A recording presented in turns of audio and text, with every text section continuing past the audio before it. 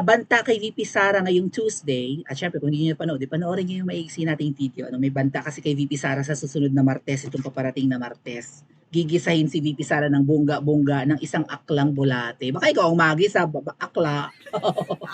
Si Pangulong Duterte may banta rin po, may mga pagbabanta kay Pangulong Duterte. At hindi ito nakakatuwa. Alam ko po, illegal yung ganito eh.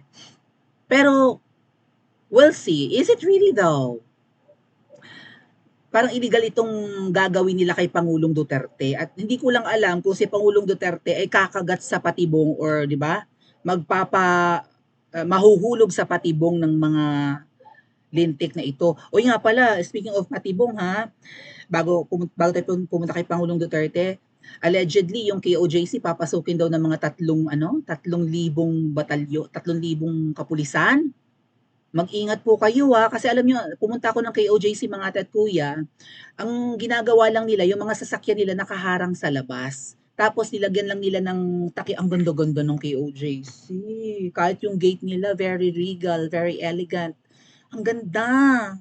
At hindi yun pag-aari lang ni Pastor Quiboloy, pag-aari yun ng lahat ng mga, 'di ba, ng mga miyembro ng simbahan na 'yan. So parang cooperative of some kind, parang ganon.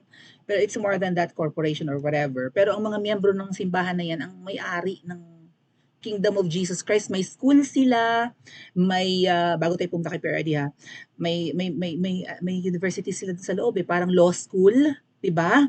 Tapos yun yung Kingdom na ang ganda-ganda kapag nasa airport ka, kitang-kita mo mga ate kuya pag bumababa ka ng eroplano. Kaya hello po sa mga taga Davao, babalik ako dyan! ASAP, ASAP kung may budget. Nabitin a Kems! I love Davao. No? Yun lang mahina ang signal ko kasi mumurahin ang cellphone ko. Ano? Kung siguro mamahalin, baka okay naman. Oh. So, yeah. Doon lang naman siguro yung sa Freedom Park nila or something. Baka sa ibang lugar, syempre city yun, hindi mapapatalo ng signal, di ba? Sa mga internet and whatnot. Oh. Pero babalik at babalik ako dyan sa Davao. Tataba ako ng bonggang-bongga. Namilog ako ng konti, di ba? Alam nyo yan. Charap-charap!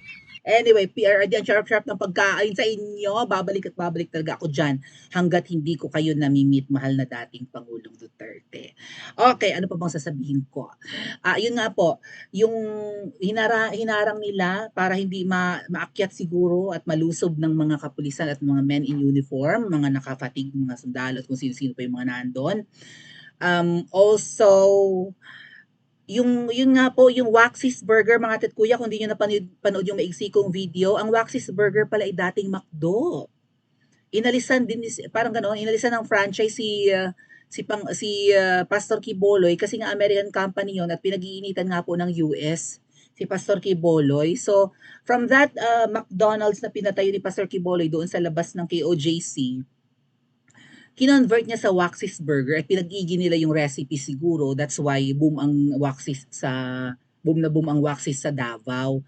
So hindi ko alam kung may iba pa silang franchise pero 'di ba sabi ko nga there's something that rises up ganun or that rise up from 'di ba from kung ano man ang pagwawalang hiya nila kay Pastor Quiboloy, nakaisip sila ng 'di ba magtayo na lang ng sarili nilang fast food chain na patok naman po. Oh, 'yon, oh, 'di ba? Waxy's, W 'yun 'di ba?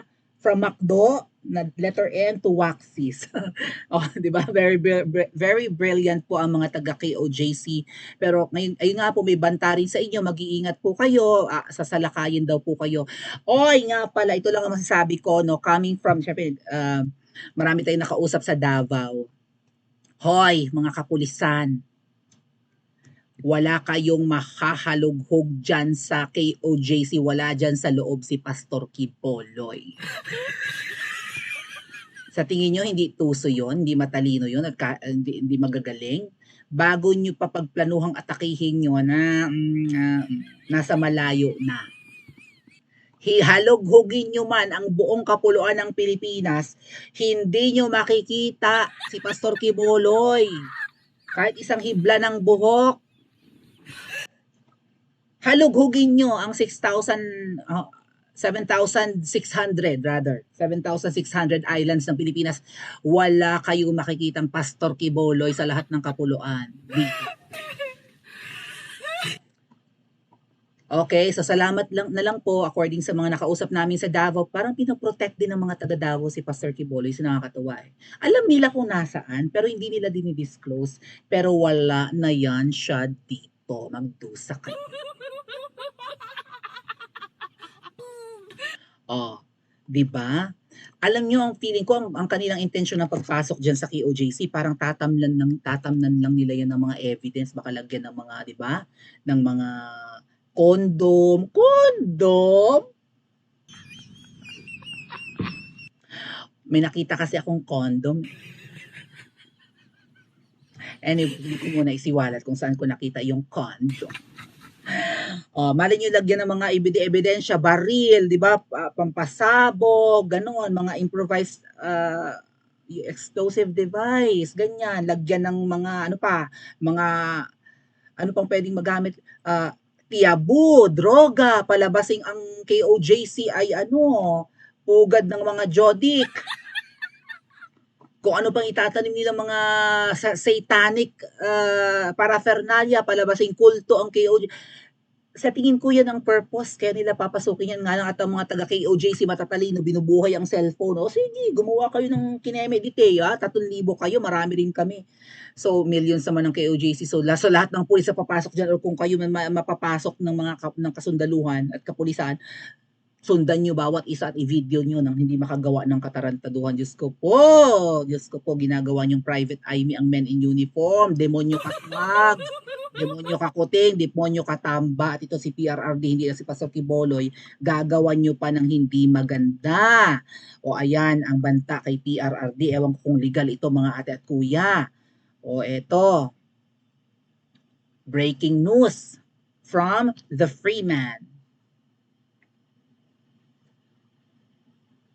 Kanina bago tayo mag-start. The House Quad Committee, so 4 na committee, moves to invite former President Rodrigo Duterte to its probe. So ano, itong lower house, kung saan si VP Sara ay ano rin nila, igigisahin din nila. House A, ewan ko, ano ba, house, upper house, lower house. The House Quadcom moves to invite former President Rodrigo Duterte to its probe after inmate Leopoldo Tan name drops the former president as the person who ordered the killing, iba yung pronunciation, of the 3 Chinese drug lords at the Davao Penal Colony in 2016.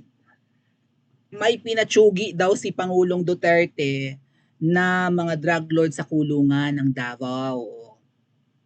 At isang nakakulong na ang pangalan ay Leopoldo Tan ang titestigo laban kay Pangulong Duterte. Ang alam ko po, bawal gumamit ng witness na preso, di ba? Pero ginamit din kasi kay Dilima dati, kaya siguro madali rin nakalabas si Dilima, no? Ginamit din kay Dilimang, ang mga ginamit din sa kanya noon ay mga mga preso, right? Yung mga testigo ng mga Junel, yung mga Junel ba yun? Ewan ko, hindi preso yung si Junel. Parang tauhan yun ni Delimo or what. Pero yung sinakulang ko, di ba, mga nakakulong, and siguro kaya gumaan ang kaso ni Delima at nagawan, well, kaya siguro mabigat ang kaso niya na involved na nakinabang sa drug money, ang lakas talaga ni Delima sa panahon ngayon. Ang lakas din ni Risa, ang lakas din ni Trililin. Dilaw na dilaw, pink na pink ang gobyerno ngayon, hindi lang halata. O, sino yung tumistigo ng nakaraan na preso din? Tama, di ba may tumitistigong preso nung nakaraan? Laban nga kanino yon? O, tapos ngayon, ganun ang gagawin kay PRRD. Yung ano sabi, ano ba? Someone told me ba yun? Someone told me. May ganong linyahan yung yung kinapulong ba yon? Yung drug lord daw di umano? Diyos ko, hindi naman siya eyewitness na drug lord sinapulong or kung sino man, yun ang sinabi. I have told, di ba? Yung nakaraan, may witness sila na preso. Tapos ngayon, ang witness sila, preso din. Kaya ka nga nakakulong kasi aalisan ka ng napakaraming, di ba? Kaya ka nakakulong para ikay patinuin. Lahat ng nagagawa ng malayang tao, hindi mo magagawa. Parusa yun eh. Bakit ang kalayaang tumistigo ay binibigay din dun sa nakakulong? Ang testigo kay Pangulong Duterte ay wala namang magandang reputasyon, hindi naman reliable, preso. O, ay malay mo kapalit ng kalayaan niya at pagbawas ng araw ng sentensya sa kanya ay kunwari tumistigo siya. Worse, i-threaten yung isang bilanggo na titigihin namin ang pamilya mo dito sa labas. Kapag hindi ka tumistigo laban kay Duterte, edi no choice yung isa. O ipabobogbog ka namin, ibabartolina, ay mag-iingat ka rin, ha, Leopoldo Tan. Baka matapos kang pakinabangan at kung ikaw man ay may kapalit man itong pagtitestigo mo at kapag wala ka ng pakinabang, gurgur ka rin. Tingnan mo yung kay Percy Lapid, yung pumatay kay Percy Lapid.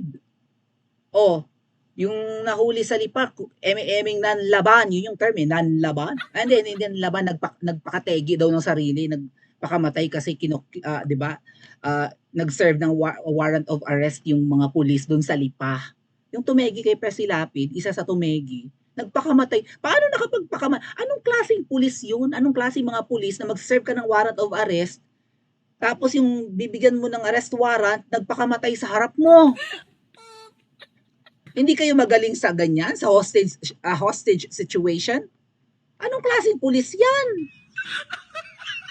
At wala man lang yung, say, may video man lang sana, nung nakunan, eto, tinututukan niya yung kanyang, kanyang may bahay, hino-hostage niya.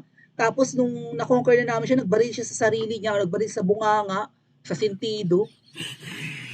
Kahit graphic yung ganong video or image, may makita man lang sanang proof, hindi yung sasabihin ng pulis, nagpakamatay siya eh. Malay nyo, tinegi. Para hindi kumanta. Malay nyo yung tumegi kay Percy Lapid ay, di ba? Naglilinis ng kalat ang mastermind. Mr. Leopoldo Tan, mag-ingat ka. At hindi ka naman reliable eh. I don't know. O, magagamit ang isang bilanggo para si PRRD ay ipin down. Dudurugin nila ang mga Duterte, no? Kita nyo, private na tao yung asawa ni VP Sara, si Attorney Man Scarpio, kinakasuhan din na drug lord, inaakusahang drug lord. Inuubos ang mga Duterte, mga atit kuya. Ano ang gagawin nyo? Hindi ba kayo makikipagkwentuhan sa amin sa EDSA Friday group tuwing Biyernes? Pa-comment po sa comment section at mag-like and subscribe din po kayo.